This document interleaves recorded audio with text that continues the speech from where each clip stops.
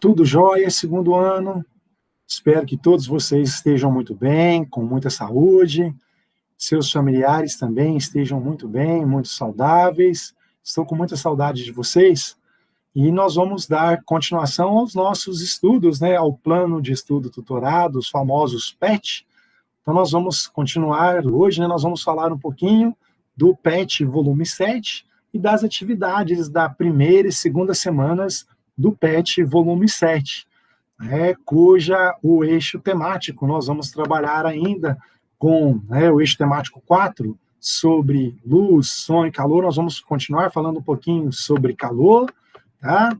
Cujas habilidades é compreender o conceito de calor e a sua medida, e os conteúdos relacionados, que é compreender o conceito de capacidade térmica e calor específico, com as suas respectivas unidades de medida, e resolver problemas que envolvam trocas de calor entre dois corpos. A interdisciplinaridade trabalha também, além da física, a matemática e química, tá? Então, olha, vamos só lembrar um pouquinho para diferenciar, que os conceitos de calor, capacidade térmica e calor específico, né? Então, vamos lá. Como visto no PET 5, sugerimos uma revisão do material, tá, turma? É bom vocês lembrarem, tá sempre recordando. Então, vamos relembrar a diferença entre temperatura e calor.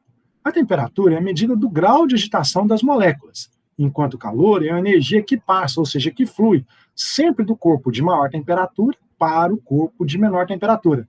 E a passagem de calor, ela não é infinita, ela é finita. Então, por exemplo, se eu pego aqui, esse meu pendrive, por exemplo, e pego a minha borracha aqui, quando eu ponho, no caso, em contato a borracha com o pendrive, suponhamos que o pendrive tivesse com a temperatura, por exemplo, de 10 graus Celsius e a borracha tivesse, por exemplo, a 4 graus Celsius. Então, vai haver a passagem de calor no sentido do corpo de maior temperatura para o de menor. Então, ou seja, o pendrive vai liberar calor, ceder calor à borracha, pois o pendrive tem a temperatura inicial maior que a da borracha. E a passagem de calor, segundo ano, ela é finita. Vai chegar um momento em que os corpos vão atingir a mesma temperatura. Quando isso acontece, a gente fala que atingiu-se o chamado equilíbrio térmico. Então, quando vocês ouvirem falar em equilíbrio térmico, significa que dois ou mais corpos estão em contato, eles atingem a mesma temperatura, ok? Então, ó, capacidade térmica de um corpo material, na verdade, é a razão da quantidade de calor que ele pode liberar ou pode receber para que essa certa quantidade desse material varie a sua temperatura em 1 grau Celsius. Já o calor específico, não. O calor específico de um material é a quantidade de calor necessária para ele absorver ou para que ele libere, para que 1 grama daquele material sofra variação de 1 grau Celsius. Então, ou seja, por exemplo, o que é caloria? Uma caloria. Uma caloria, gente, significa que 1 grama de água, para poder variar a sua temperatura em 1 grau Celsius, receba uma caloria, tá? Uma forma de energia térmica. Já, por exemplo, reparem, o calor específico do alumínio é menor do que o da água, 0,22 calorias por grama grau Celsius. Então, ou seja, para que 1 grama de alumínio varie a sua temperatura em grau Celsius, ele precisa receber ou liberar 0,22 calorias, tá? Repare, olha o cobre, olha como o calor específico é bem baixo, 0,09, do ferro, 0,11, do gelo, 0,5, da madeira, 0,42. É bem interessante, Cada material tem o seu calor específico. Bom, quando a gente fornece calor para um material, ou libera calor para um material, sem que ocorra mudança de estado físico, por exemplo, eu quero pegar um copo de 200 ml de água, então, por exemplo, essa minha garrafinha de água aqui, ela cabe 510 ml de água. Então, se eu encher minha garrafa de água com 510 ml e fazer com que a temperatura dessa água aqui, que está dentro da garrafa, aumentasse, por exemplo, de 8 graus Celsius para 18 graus Celsius, reparem que a 8 graus a água é líquida, por causa do seu ponto de fusão do gelo e ponto de ebulição, que é 0 grau e 100 graus Celsius, respectivamente. Então, por exemplo, mas a 8 graus Celsius a água está no estado líquido. E a 18 graus, embora ela aumentou a temperatura, ela continua no estado líquido. Então, sempre que a gente aumentar a temperatura de um corpo ou diminuir a temperatura de um corpo, segundo ano, sem haver mudança de estado físico, essa quantidade de calor é chamada calor sensível. E a fórmula é Q igual a mc ΔT. Lembrando que eu até já expliquei em aulas anteriores, em outros videoaulas, isso chamado Q-macete. É a formulazinha, que eles gostam de dar dica para vocês, olha lá. Então, Q-macete. Então, a quantidade de calor sensível nunca vai mudar o estado físico de uma substância. E o calor latente do material é justamente envolvendo a mudança de estado físico. Por exemplo, quando o gelo tira da geladeira 2 graus abaixo de zero, 4 graus abaixo de zero, põe na temperatura ambiente, quando começa a subir a temperatura, chega a 0 graus Celsius, 0 graus Celsius nós temos a fusão do gelo, ou seja, a passagem do estado sólido para o estado líquido da água. Então, isso é um calor latente, cuja fórmula a gente brinca que é o quimolesa, que é igual a M vezes L. Aí, isolando o calor latente, vai ficar a quantidade de calor igual a M sobre, né, no caso, a quantidade de calor sobre a massa vai te dar o calor latente do material. Então, turma, lembrando aqui na legenda que o Q representa a quantidade de calor, dada em calorias. O M representa a massa, o C minúsculo representa calor específico do material, ΔT, variação de temperatura, e o L é o calor latente do material, tá? E lembrando que a capacidade térmica do material é a razão da quantidade de calor pela variação de temperatura sofrida no sistema, certo? Vamos para as atividades aqui, né, propostas nessa primeira e segunda semana do PET volume 7. Primeira questão, descreva com suas palavras a diferença entre temperatura e calor e quais são as suas unidades de medida. Então vamos só lembrar, eu preparei a resolução aqui no slide para vocês, então lembrando que o quê? A diferença, tá, turma, entre temperatura e calor é que na temperatura mede-se o grau de agitação das moléculas de um corpo. E o calor não, aqui na quantidade de calor a gente passa calor, né, forma de energia em trânsito que flui do corpo de maior temperatura para o de menor, desde que as temperaturas iniciais sejam diferentes. Então a gente pode escrever assim, a diferença é que na temperatura se mede o grau de agitação das moléculas, e no calor há a passagem de energia térmica, que sempre flui do corpo de maior temperatura para o corpo de menor temperatura. Lembrando que a unidade de medida de temperatura pode ser dada em graus Celsius, em graus Fahrenheit, em Kelvin, mas no sistema brasileiro é mais utilizado o grau Celsius, né? E a quantidade de calor pode ser dada em calorias, que é a maioria do sistema internacional, né? Ou em joules, que é o próprio sistema internacional. Tanto que tem aquela relação, né? Que uma caloria vale 4,18 joules. A experiência de joule, né? Então, segundo ano, não se esqueçam, temperatura é a medida do grau de agitação das moléculas de um corpo, dada em graus Celsius, Fahrenheit ou Kelvin. E a quantidade de calor, o calor é uma forma de energia em trânsito que sempre passa do corpo de maior temperatura para o de menor. Corpos com a mesma temperatura passam calor entre si? Não, aí tem o chamado equilíbrio térmico, tá?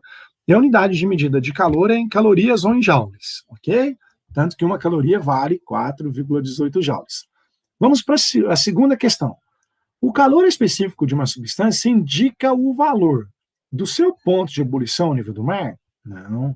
Da capacidade térmica de um corpo feito com essa substância? Também não. Capacidade térmica é a quantidade, é a razão da quantidade de calor pela variação de temperatura.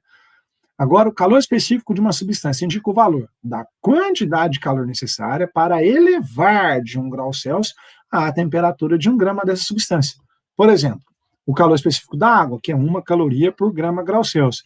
Para elevar a temperatura da água em 1 grau Celsius, né, 1 grama dela, é necessário fornecer 1 caloria. Já o alumínio não, que é 0,22 calorias por grama grau Celsius. Para elevar a temperatura de 1 grama de alumínio, segundo o ano, é necessário fornecer 0,22 calorias. Isso é o nosso calor específico. Resposta correta é a letra C da questão número 2. Lembrando que a sua quantidade térmica do estado sólido não tem nada a ver, isso é parte de propagação de calor, e no caso da quantidade de calor necessária para fundir 1 grama de substância, isso é calor latente, não é calor específico, tá? Então, a resposta correta é a letra C. C de coração apaixonado, né, que vocês têm pela física, matemática, né, C de correto que vocês são e, né, ao estudarem, fazerem as coisas certas, né? Cuidado na questão 3, segundo ano, assinale a alternativa falsa. Eu até fiz questão de sublinhar. A capacidade térmica de um corpo depende da sua massa? Depende, pois capacidade térmica é a razão da quantidade de calor pela variação de temperatura. Então aqui eu posso isolar o M, lá, ou M vezes C, massa vezes calor específico. Quando recebido por um corpo, o calor sensível produz apenas variação de temperatura. Quando recebido por um corpo, o calor, né, no caso, né, produz apenas variação de temperatura, desde que não ocorra mudança de estado físico, teríamos calor latente. Então, se aqui no caso o calor sensível não ocorre mudança de estado físico, só haverá variação de temperatura. Está correta a letra B, está correta também. A letra A está correta. A capacidade térmica de um corpo depende da sua massa, depende.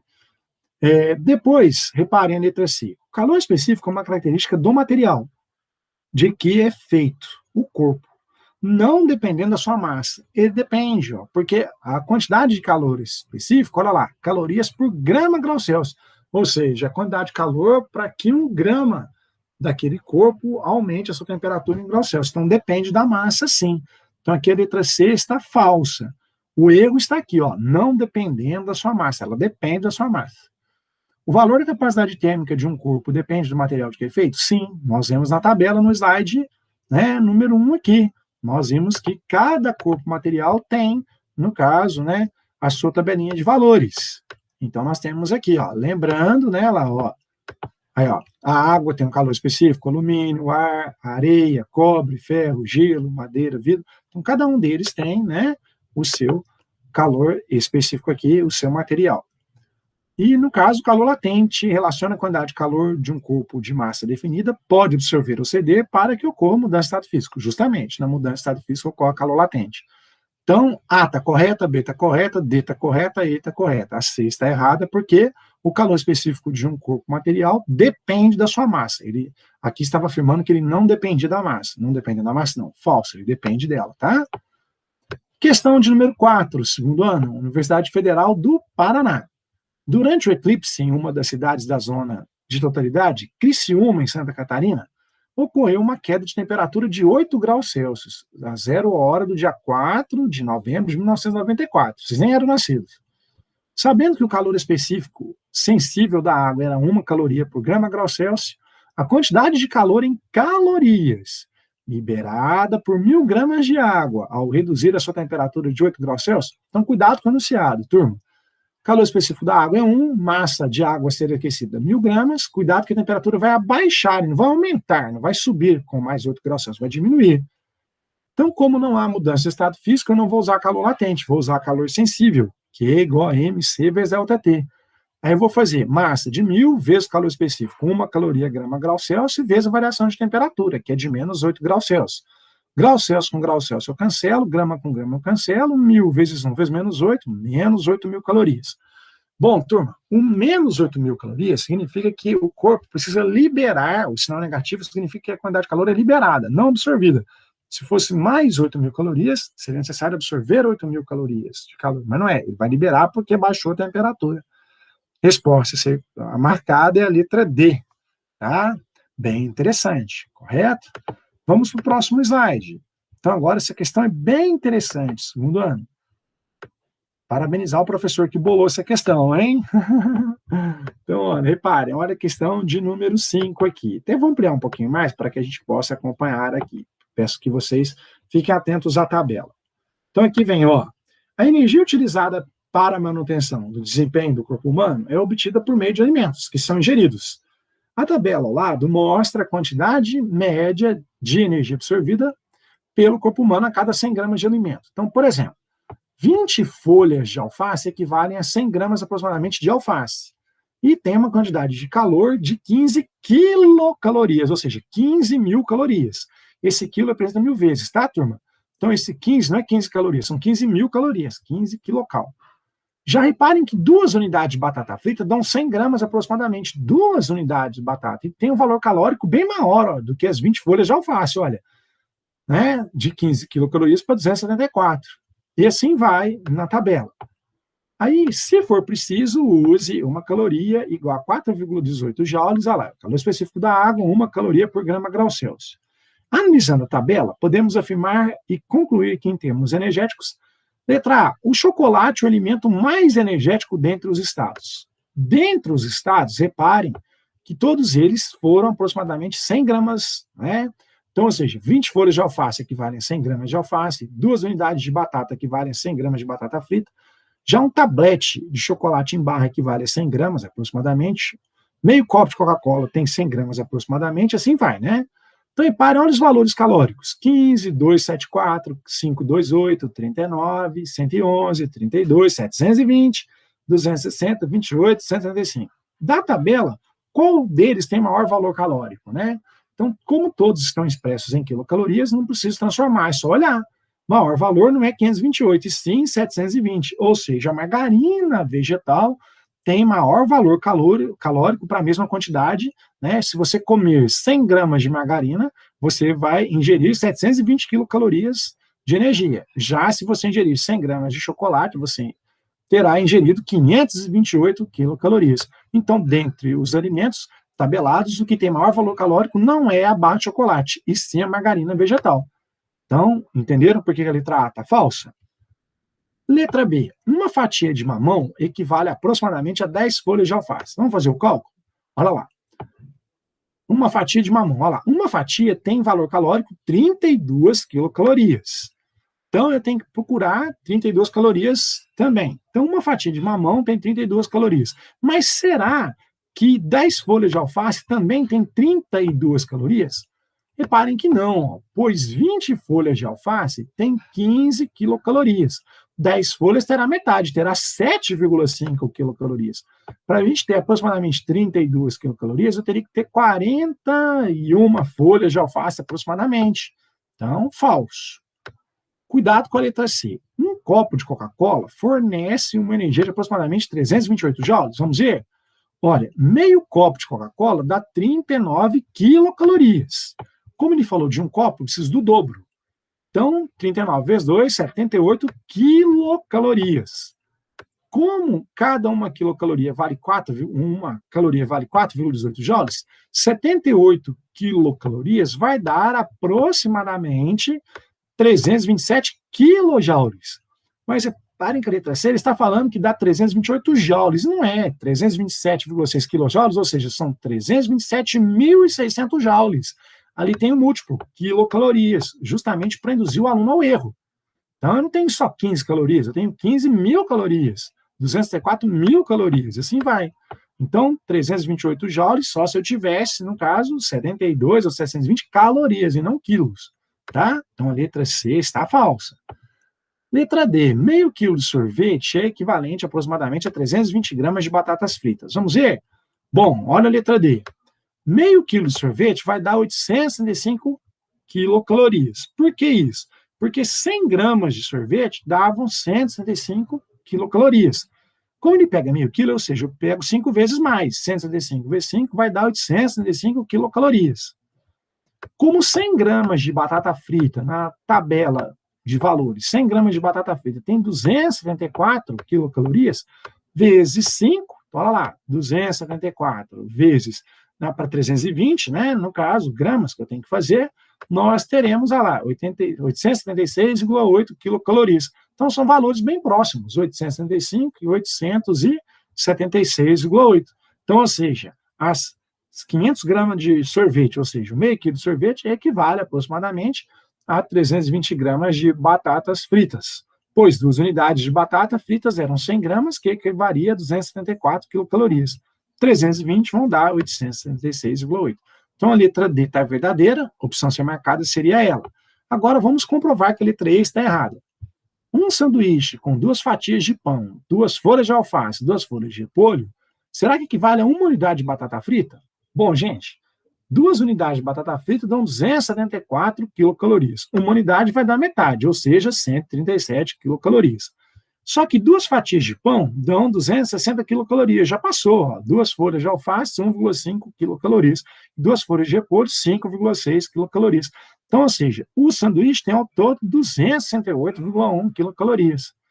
Então, ou seja, na verdade, a pegadinha era que um sanduíche não equivale a uma fatia de batata frita, mas sim a 2, tá? Aproximadamente.